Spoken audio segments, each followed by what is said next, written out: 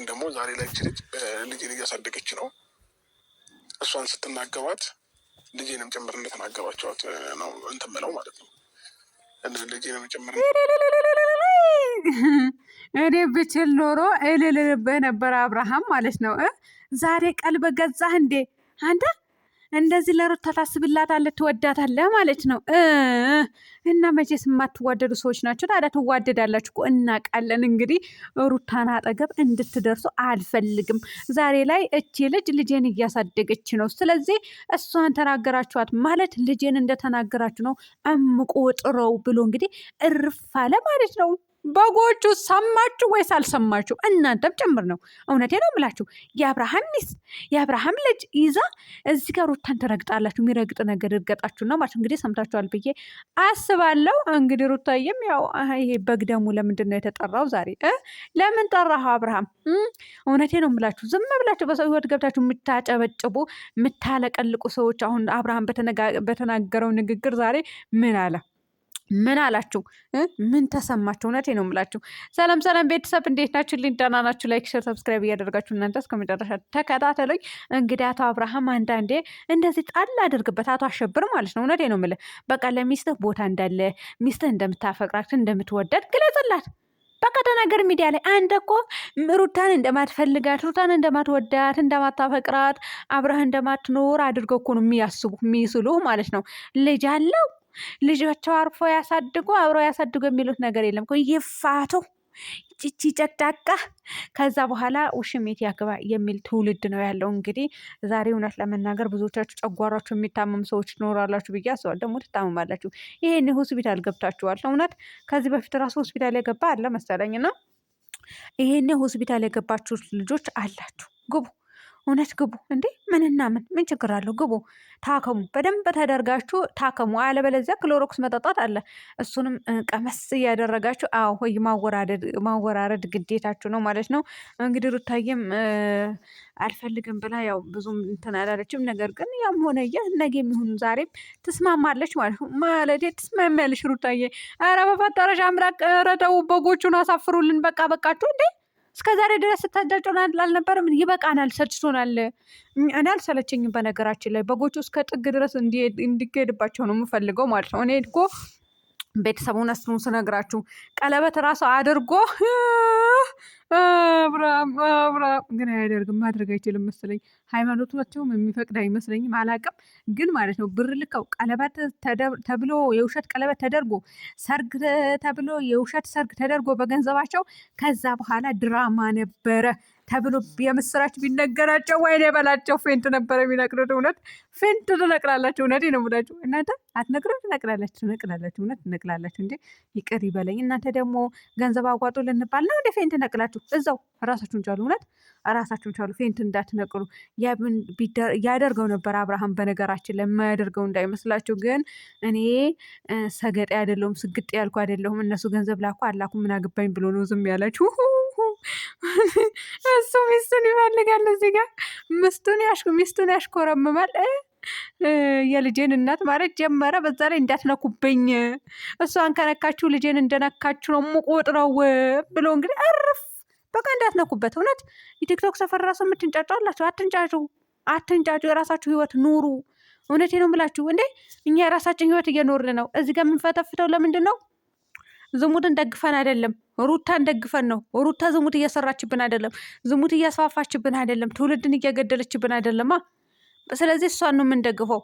ዝሙትን የሚያስፋፋና ትውልድን የሚገለው ሰው ደግሞ እንነቅፋለን እንጂ አንደግፈም፣ ብንሞትም ማለት ነው። እና ሩታዬ የኔ ውድ ቀብረር በይ ሁሌም። እውነቴ ነው የምልሽ። ዛሬም እንግዲህ ከጸጌ ጋር ፈታ ዘና እያሉ ነበረ ማለት ነው። እንግዲህ ብዙዎቻችሁ አሁን ምን ታስባላችሁ መሰላችሁ? አብርሃም እየተበቀላት ነው ብላችሁ ልታስቡ ትችላላችሁ። ግን በቀል አይደለም። ይሄንን በቃ ሊያበቃ ነው ጉዳዩ ማለት ነው። ያለምንም ጭቅጭቅ ጉዳዩ ያበቃል። ጉዳዩ አብቅቶ እኔም አትድረሽብኝ እኔም አልደርስብሽም አንቺም አትድረሽብኝ ተባብለው ከዛችኝ ተዋረመኔ ሴትዮ ጋር ይለያያሉ። እውነት የዛ ቀን ሆስፒታል የሚገባ ይኖራል። እውነቴ ነው የምላችሁ። እንዳትሞቱ እውነቴ ነው የምላችሁ። እኛ ግሩፕ ተከፍቶ ገንዘብ አዋጡ እንድንባል አንፈልግም። እኔ አልፈልግም። እኔ ኢትዮጵያ ነው ያለሁት። አንድ ብር አላወጣም፣ ነግራችኋለሁ። ስለዚህ እንዳትሞቱ። ከገባችሁ ሆስፒታል ግቡ። በአንድ ወር ደሞዛችሁ ታክማችሁ ውጡ። አዎ ታክማችሁ ውጡ፣ ግን እንዳትሞቱ። በሰላም ገብታችሁ በሰላም ወለቅ ብላችሁ ውጡ። ይሄ ነው የሚያዋጣችሁ እንጂ ሌላማ ገንዘብ እስከ ማዋጣት ድረስ ከተደረሰማ እውነቴ ነው የምላቸው እኔ ውድ ቤተሰቦቼ ኢትዮጵያ ነው ያለሁት፣ ምንም አያዋጣኝም ማለት ነው። ይሄንን መባሉ ስለማይቀር ነው። ምን አስጠነቀቃቸው? 5 ቀን ነው 4 ቀን ነው የቀረው አመት ባላቸው። እናንተ ስንት ቀን ነው? 3 ቀን ነው 4 ቀን ነው? እንደዛ ነው የቀራቸው ማለት ነው። ስለዚህ ያው አብረው ይመጣሉ እንግዲህ። ጸጌም አለች ቡታጀራ አሉ ሁላቸውም አሉ እዚህና ስለዚህ አብረው በቪዲዮ ይመጣሉ ማለት ነው። የዛኔ እንግዲህ ምን እንደሚሰማችሁ ባላቅም አይዟችሁ። ለማንኛውም እንግዲህ አቤልም ከሩታ ህይወት ውጣ አጠገቧ ድርሽ እንዳትል ተብለዋል። ብሩክም እንደዛ ተብለዋል። እንግዲህ የሚኖረው አብርሃም ብቻ ነው ማለት ነው። ውሽሚትም አትመጣም ደግሞ ካሁን በኋላ አትመጣም። ባይዘወይ አትመጣም። እውነቴ ነው የምላችሁ እና የአብርሃም ቻናል እንግዲህ እሷ ስትመጣ ውርድ ነው፣ ሩታ ስትመጣ ከፍ ነው ማለት ነው። አለቅ ይሄ ነው ማለት ነው። እውነት ነው እናውራ ከተባለ እና አብርሃም እውነቴን ነው የምልህ፣ እኔ የምሬ ነው የምልህ። ሚስትህ ናት፣ የልጅህ እናት ናት። አክብራት። በግል በሚዲያ ከቪዲዮ ጀርባ እንደምታከብራት፣ እንደምታፈቅራት፣ እንደምትወዳት ማለት ነው። ቪዲዮ ላይ ራሱ አሳይ፣ እውነት አሳይ። እንዴ ስንትርርድብን ቅጥል ለሚል ሰዋል አሳያቸው። ከቪዲዮ ጀርባ የምታደርገው ድርጊት በጠቅላላ ቪዲዮ ላይ አሳያቸው። ለምንድነው ሁሌ በድራማ የምትኖረው? ሚስትህን እንድትሰደብብህ አታድርግ። አንተ ጅል የሆንክ ልጅ ማለት ነው። እውነት ነው ነቄ ሁን በቃ። አሁን እነዚ ሰዎች አባርሃል። ቀጥሎ ደግሞ እሷን ከነካችሁ ልጅም እንደነካችሁ ነው የምቆጥረው ብላል። ስለዚህ በደንብ አድርገህ አስጠንቅቀህ ነገራቸው ለሁላቸውም። ሚዲያ ላይ ላሉ ሰዎች ራሱ ለእኛ ራሱ ለበጎቹ፣ እኛ ራሱ በጎች ነን። እኔማ በግ አይደለሁም ውድ ቤተሰቦች። እውነት እኔ ዝሙት የደገፍኩ ቀን ነው በግ። ውሽሚትና አብርሃም የደገፍኳቸው ቀን፣ ስራቸው የደገፍኩት ቀን ነው እኔ በግ የምትሉኝ እንጂ እኔማ አሁን በግ አይደለሁም። እኔ አያገባኝም። እናንተ ከፈለጋችሁ በግ የምትሆኑ ሰዎች ካላችሁ ሆኖ እንጂ እኔማ አይደለሁም። እውነት ልሆንም አልችልም። እኔ በግም ልባል አልፈልግም። እንዴኖችና ሰው ነኝ በቃ ሰው ነኝ። እና ሚስትህን አክብር። ልክ እንደተናገርከው ሚዲያ ላይ ወጥተህ ተናገር። ልጅህን የሚያሟርቱበት ሰዎች ተናገር። ሚስትህን የሚነኩ የሚዘቀዝቁ ተናገር። ምን ይዘጋሃል? ተናገር። ሚስትህን ትወዳታለህ፣ ታፈቅራታለህ፣ እናውቃለን። በአይናችን አይተናል እኮ እሽኮሌሌ ስትሉ እናውቃለን እኮ። ግን እዛ ላይ ያላዩት ደግሞ በጎቹ ደግሞ ዝም ብለው ደግሞ እንደ እድሜያቸው አትሆኑም እንዴ? እኔ ለማንኛውም ምንም ልል አልችልም፣ ልሰድባችሁም አልችልም።